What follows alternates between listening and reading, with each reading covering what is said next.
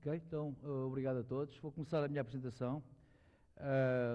O título da apresentação é Por um Caminho Diferente, uma visão exterior da competitividade de Portugal. A audiência é essencialmente gente jovem e eu vou tentar não guardar aqui muitos segredos, vou tentar ser o mais objetivo possível, porque os tempos são difíceis e aquilo que nós temos que fazer é ser o mais objetivos possível na nossa vida. Por um caminho diferente, porque eu acho que o único caminho hoje em dia é o caminho da economia real, por mais que vos digam. Uma visão exterior da competitividade de Portugal tem a ver com o facto de ter vivido muitos anos fora daqui e, portanto, necessariamente a minha perspectiva é enviesada e tem a ver com a minha experiência. Portanto, é aquilo que eu vou tentar fazer nos próximos 17, 18 minutos. Ora bem, o enfoque desta apresentação é demonstrar que o cerne de qualquer hipótese de recuperação para uma geração como a vossa é na economia real. E eu tomei a liberdade de olhar aqui para uma série de dados que têm a ver com a dívida pública dos países. Tem ali a Holanda, a Bélgica, a Noruega, a Grécia, a Itália e Portugal. E depois tem os PIBs do lado esquerdo. E vocês veem o PIB português em 229 mil milhões de dólares. É substancialmente inferior aos outros PIBs que vocês veem ali. A dívida portuguesa, por acaso, não é assim das maiores dívidas. Estão a ver ali 161 mil milhões. Portanto, comparativamente com a Itália, é uma dívida ínfima. O que é que isto quer dizer? O nosso problema é, neste rácio de dívida pública PIB, o denominador, o PIB. Como é que eu consigo alavancar o PIB? Como é que eu consigo dar a volta ao PIB?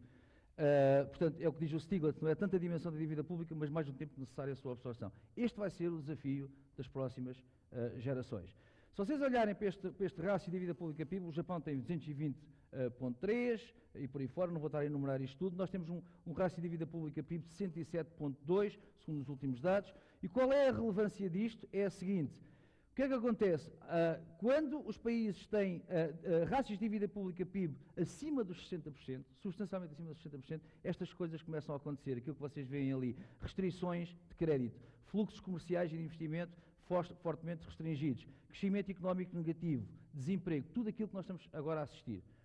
Portanto, há aqui um imperativo que é de tentar que este rácio de dívida pública PIB esteja controlado, nomeadamente nesta ordem dos 60%. Alta volatilidade dos mercados, medidas de austeridade severas, tudo isto. Há um estudo feito pelo IMD que diz o seguinte: se os países equilibrassem os seus déficits em 2015, não é ter um déficit de 4% ou 5% ao ano. Se equilibrassem os seus déficits em 2015, se equilibrassem os seus déficits hoje, em 2015, o que acontecia é que países como Portugal, ou como a França, ou como a Alemanha, só conseguiam atingir estes 60% do PIB, no caso de Portugal, em 2037. Portanto, o que é que isto quer dizer? Nós temos que enfatizar o PIB, a construção do PIB. Bem, dito isto, o que é que eu fiz?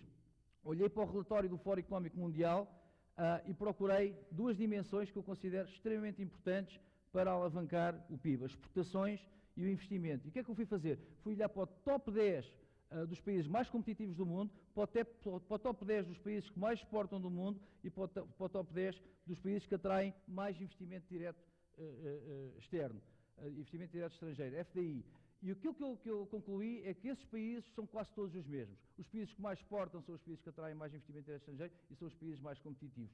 Mas há uma correlação depois entre estas coisas e indicadores de desenvolvimento social e humano.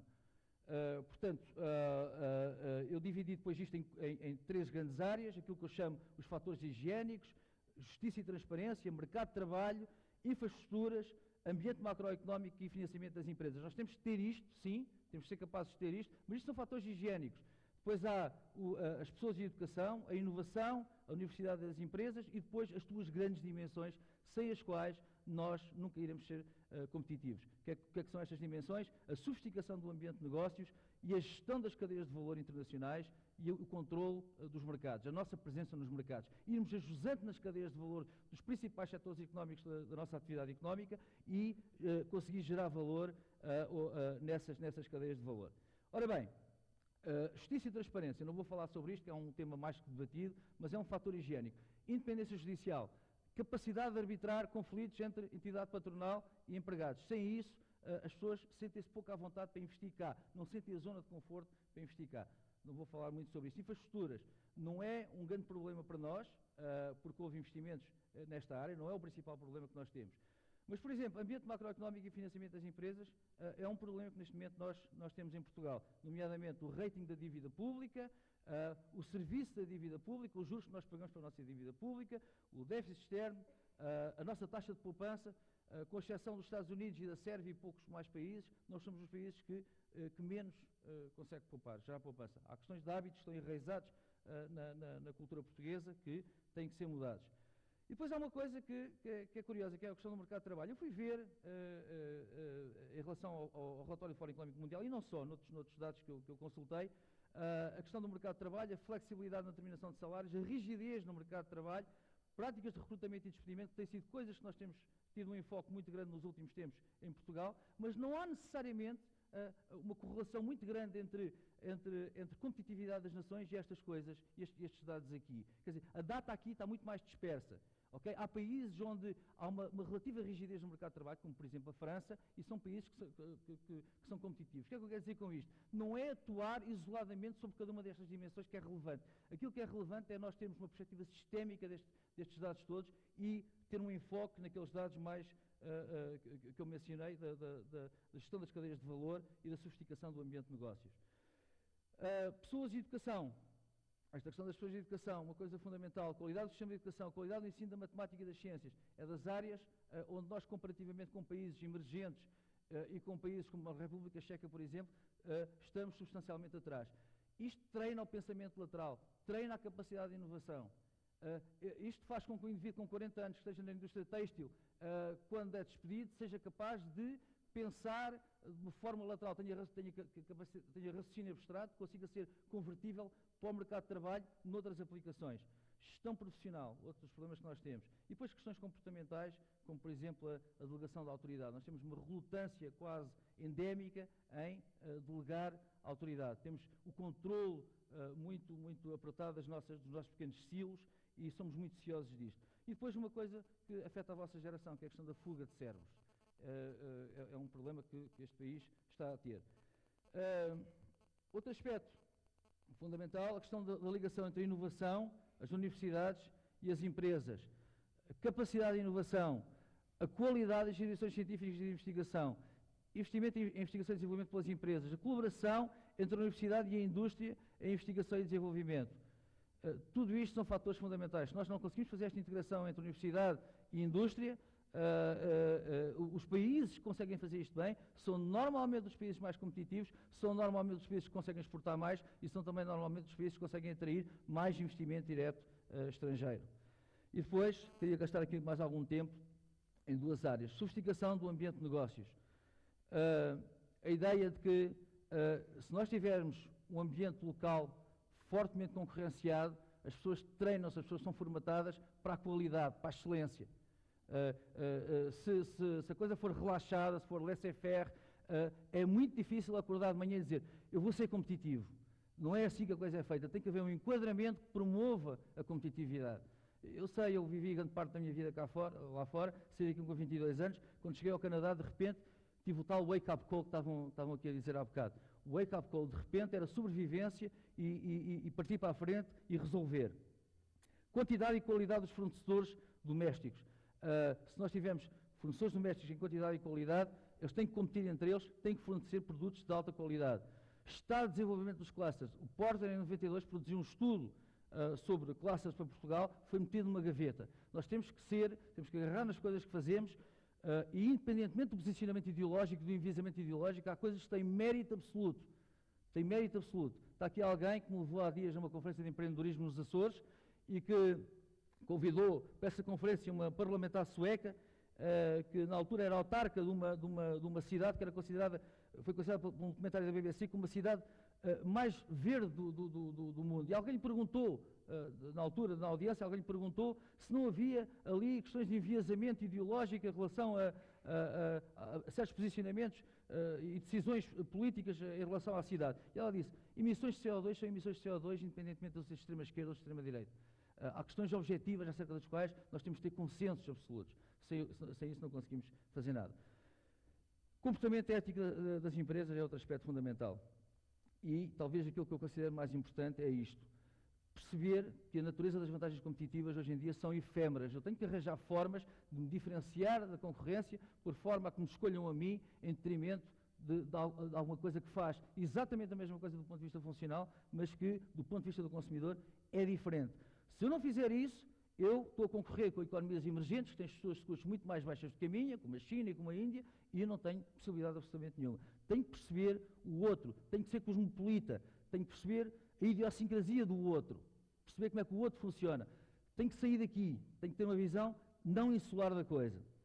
Controle, amplitude das cadeias de valor em setores económicos-chave. Controle dos elos da cadeia de valor que geram efetivamente valor. Se vocês pensarem nisto como várias cadeias de valor internacionais para os nossos setores económicos, nós estamos, em muitas das coisas, a montante nessas cadeias de valor.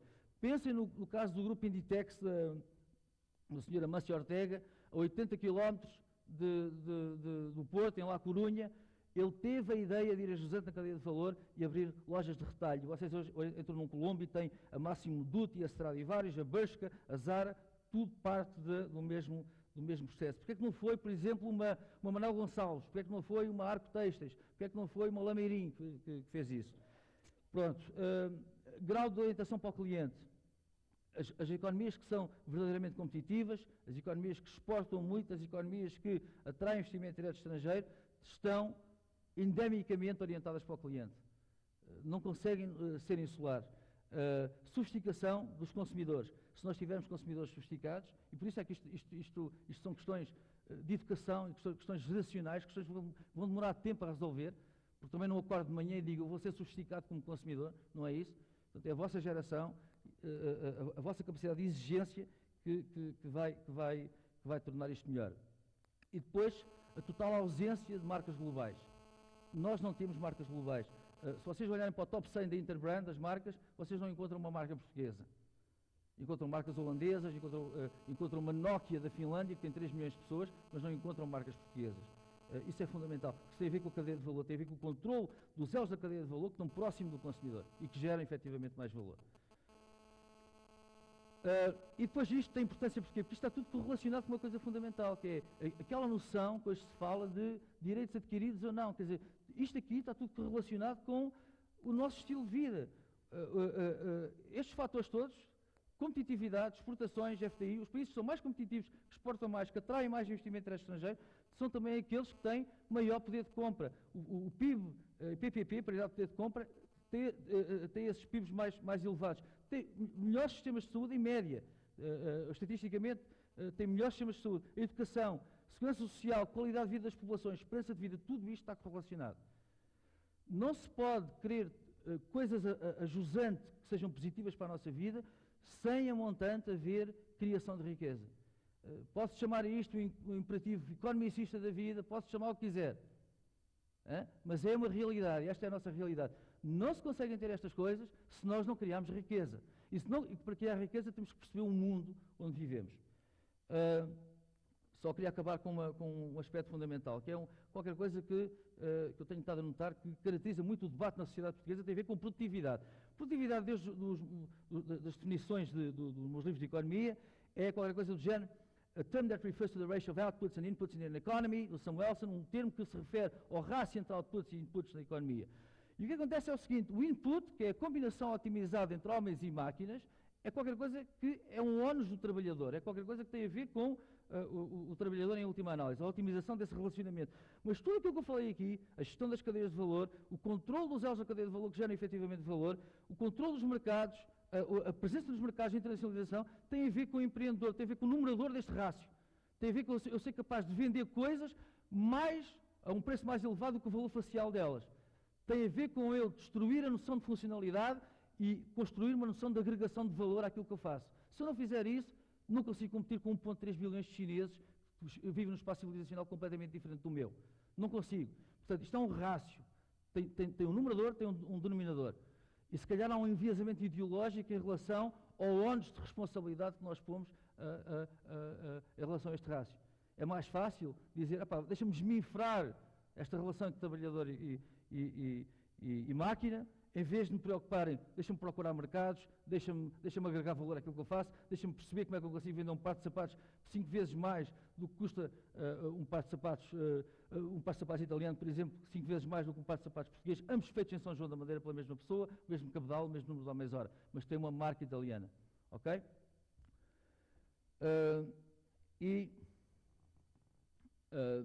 Algumas das restrições já ao FDI, restrições de financiamento, leis laborais, burocracia, alguns problemas que nós temos, baixa formação da mão de obra, não quero gastar muito tempo com isto.